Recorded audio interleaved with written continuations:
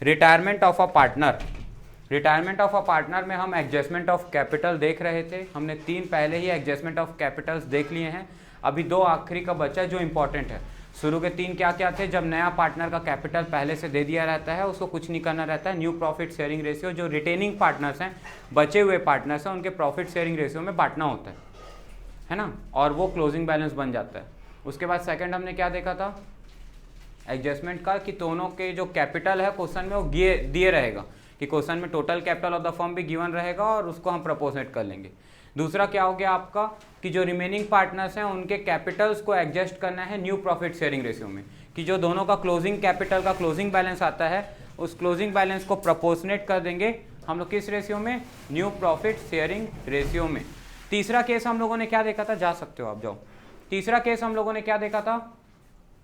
तीसरा केस क्या देखा था हम लोगों ने? तीसरा केस हमने देखा था जो प्रॉफिट, जो कैपिटल का मतलब जो बिफोर रिटायरमेंट के पहले जो कैपिटल है 3 पार्टनर का, मान लो ए बी सी 3 पार्टनर हैं, इन तीनों का कैपिटल मिला करके 7 लाख रुपए है, तो आफ्टर रिटायरमेंट भी जो इनका कैपिटल रहेगा वो सेम रहेगा जो बिफोर रिटायरमेंट था पार्टनर्स का कैपिटल, और उसको हम प्रपोर्शनेट कर देंगे उनके न्यू प्रॉफिट शेयरिंग रेशियो में।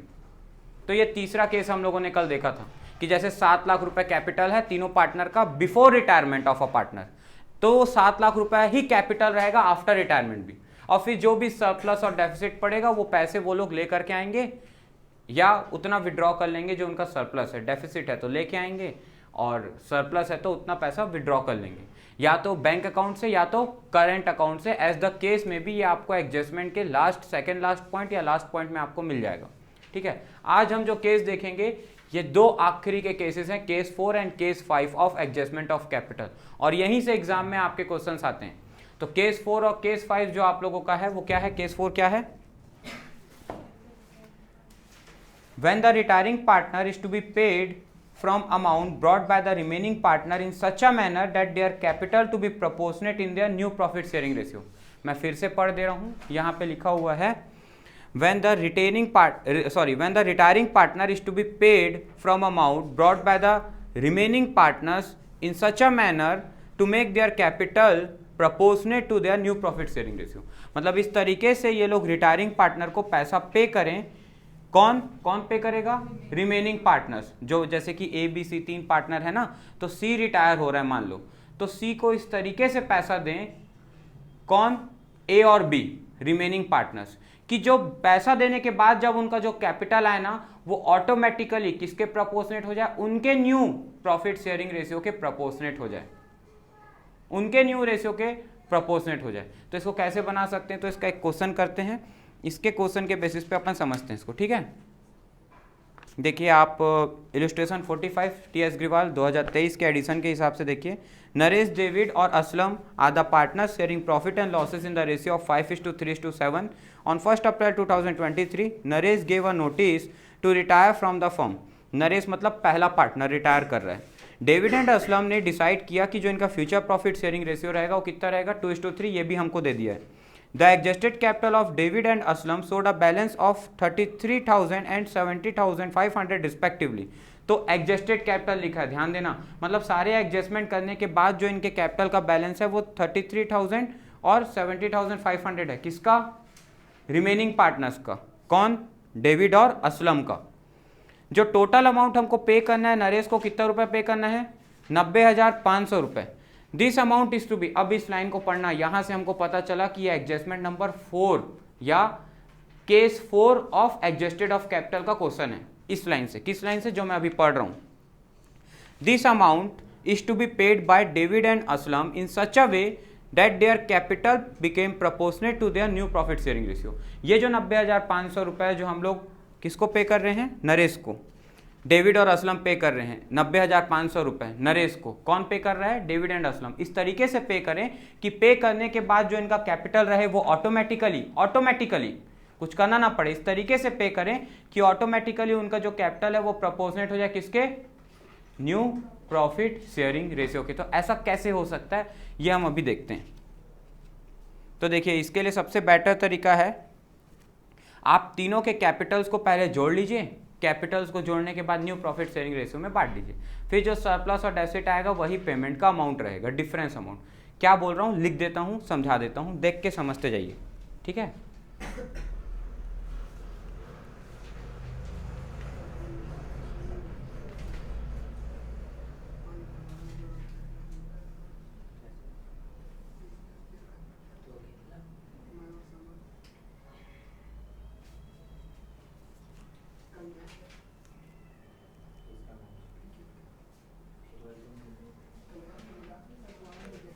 देखिए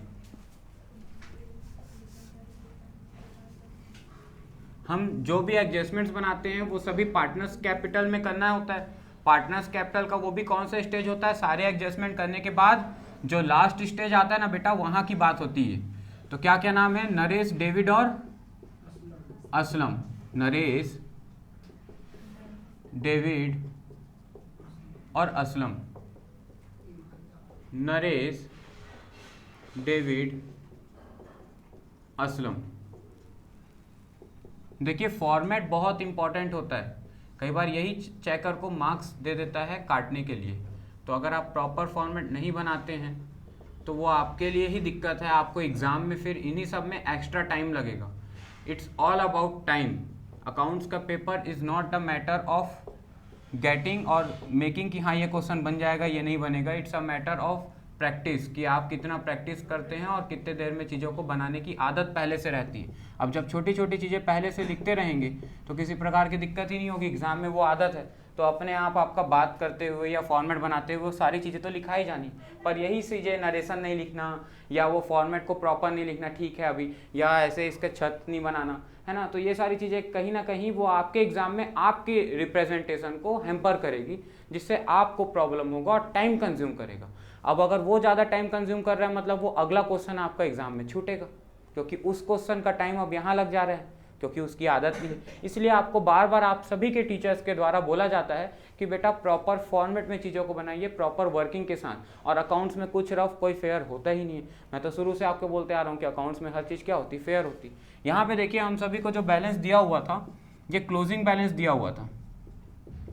हालांकि जो नरेश है उसका बैलेंस हम क्लोजिंग बैलेंस नहीं लिखेंगे, हम क्या लिखेंगे, टू बैंक, क्योंकि हम उस दिन उसको पेमेंट कर रहे हैं कितने रुपए का, 90,500 का। और ये पैसा फर्म के पास है नहीं, ये पैसा पार्टनर लेके आएगा। कौन पार्टनर, बचे हुए पार्टनर्स लेके आएंगे और इस तरीके से लाएंगे कि उनका कैपिटल जो क्लोजिंग बचे वो उनके न्यू प्रॉफिट शेयरिंग रेशियो के प्रोपोर्शनेट अपने आप हो जाए। तो कितना कितना लेके आए कि उनका जो प्रॉफिट प्रोपोर्शनेट है वो किसके रेशियो के बराबर हो जाए, इनके न्यू रेशियो के। इनका न्यू रेशियो क्वेश्चन में आपको दिया हुआ है, दैट इज 2:3। किसका, डेविड का और असलम का। तो अभी तो हम सबसे पहले ये देख लेते हैं कि इनका बैलेंस, जो एडजस्टेड बैलेंस हमको क्वेश्चन में दिया हुआ है वो कितना रुपए दिया हुआ है। तो हमको एडजस्टेड बैलेंस जो इनके कैपिटल का दिया हुआ है वो 33,000 रुपये और 70,500 रुपये दिया हुआ है। 33,000 रुपीज एंड 70,500 रुपीज बेटा ये दिया हुआ है। अब हम क्या करते आ रहे हैं, इसको टोटल कर लेते हैं। ये हमारा तरीका है रिप्रेजेंटेशन करने का, जो सीबीएसई की मार्किंग स्कीम में भी यही रहता है। जब चेकर्स आपका चेक करेंगे तो उनको जो मार्किंग स्कीम मिलती चेक करने के लिए, उसमें सेम रिप्रेजेंटेशन जैसा मैं यहाँ बोर्ड में बना रहा हूँ ऐसे ही आपको मिलेगा। अब यही बैलेंस को हम लोग क्या कर लेते हैं, यहाँ पे बाय बैलेंस ब्रॉट डाउन कर लेते हैं। कितना रुपया बेटा, 33,000 एंड 70,000। अब इसका बैलेंस तो आता नहीं क्योंकि इसको तो हम पे कर रहे हैं, इसको तो हम पे कर रहे हैं ना, तो उसका बैलेंस क्यों आएगा भाई, वो तो अब वहां से हमारा आउटसाइडर माना जा चुका है। या तो लोन अकाउंट लिखा था या तो बैंक करके पेमेंट हो जा रहा है, क्वेश्चन में बोल दिया पेमेंट के बारे में तो वो पेमेंट हो जा रहा है। अब देखिए यहाँ पे आपको क्या करना है, आपको क्वेश्चन में बोला है कि इस तरीके से ये लोग पेमेंट करेंगे कि जो इनका क्लोजिंग बैलेंस आएगा ना यहाँ पे, टू बैलेंस कैरी डाउन, यही क्या है, वर्किंग नोट। अभी हम वर्किंग नोट बनाएंगे 1, तो इस तरीके से हम ये वर्किंग नोट बनाए। मैं वर्किंग नोट यहां बना रहा हूं।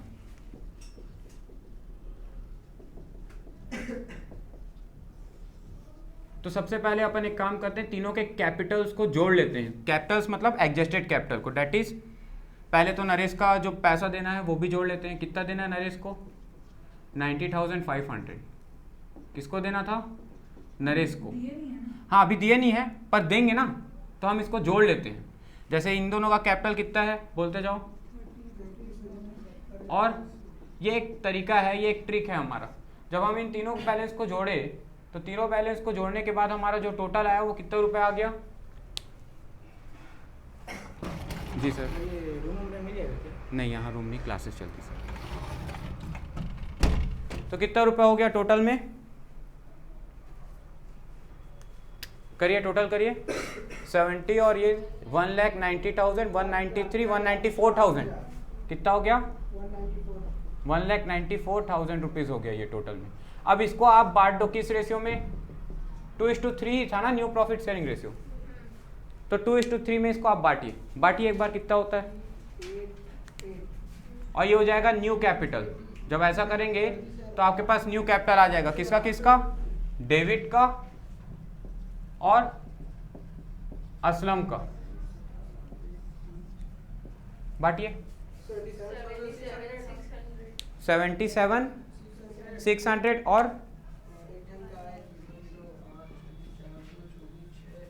1,16,000 समथिंग कुछ आता है क्या?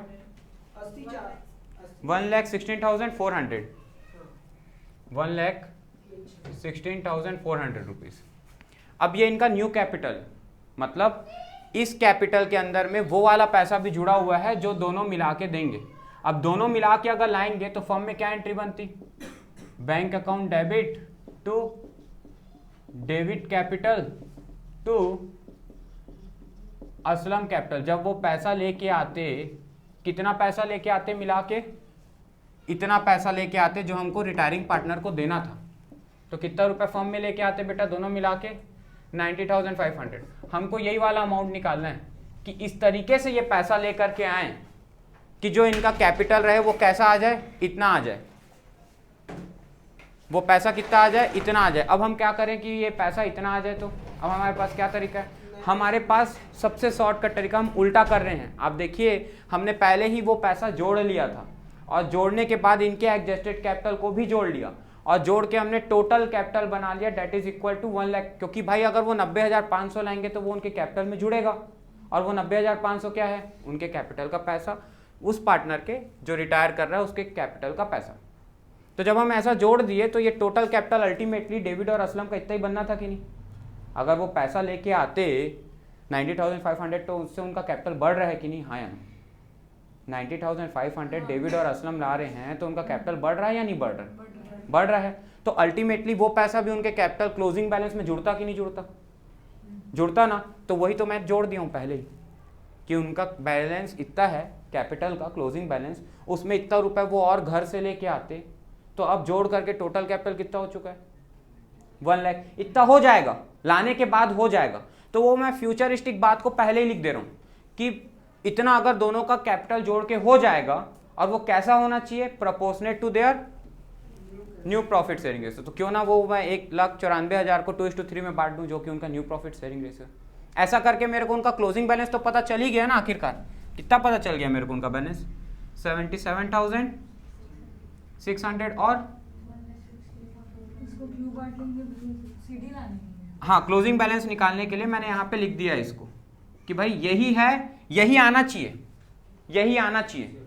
तो कितना कितना पैसा लाएंगे वो अभी मैं निकाला नहीं हूँ। अभी वो जो कितना कितना पैसा है ना, वो बैलेंसिंग फिगर निकल जाएगा मेरा बाय बैंक, और यहाँ क्या लिख दूंगा? Deficit brought in.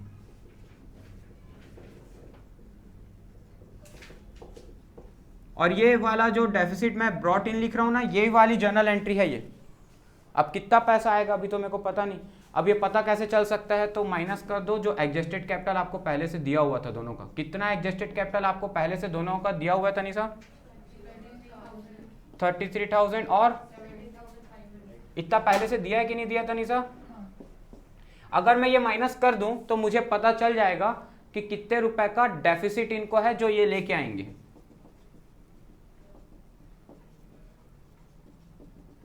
निकालिए, माइनस कीजिए, कितना आता है?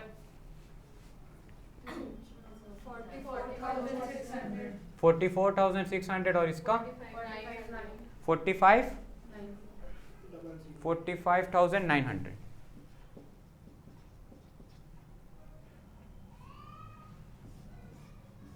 $44,600 और 45,900 को आप टोटल करके देखिए तो कितना आ रहा है?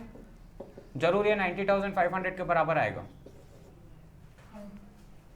आ रहा है इसका मतलब इस तरीके से ये लोग पैसा लेके आ रहे हैं। देखो कि इस तरीके से इतना इतना लाए, इस बैलेंस में अब ये जुड़ जाएगा तो कितना बचेगा, ये बचेगा कि नहीं बचेगा। मैं फिर से बोल रहा हूँ, इस बैलेंस में ये जुड़ गया, इतना लेके आया तो कितना बचा,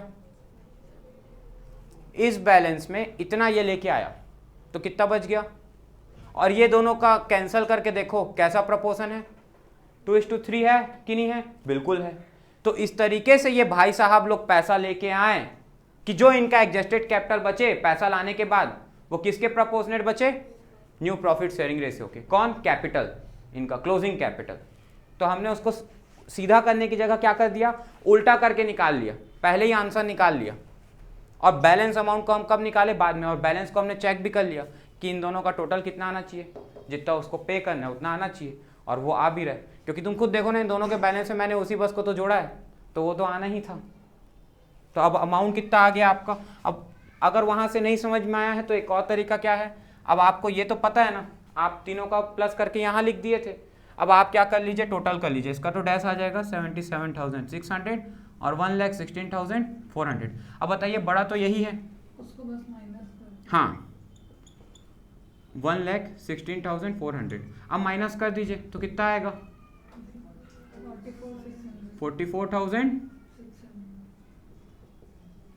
और यहाँ कितना आ गया,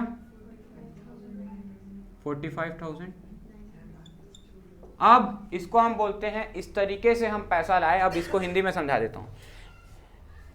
रिमेनिंग पार्टनर्स डेविड असलम इस तरीके से पैसा लेके आए कि पैसा लाने के बाद जो उनका कैपिटल बचे वो किसके प्रपोर्शनेट हो जाए, 2:3 के। किसके प्रपोर्शनेट हो जाए, 2:3 के, मतलब न्यू प्रॉफिट शेयरिंग रेशियो के। और किस चीज का पैसा लाएं, जो रिटायरिंग पार्टनर को देना है वो मिला के लाएं।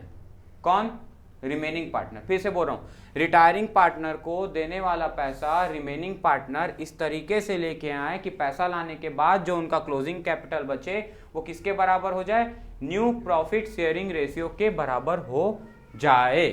ये आपका हो गया केस नंबर 4।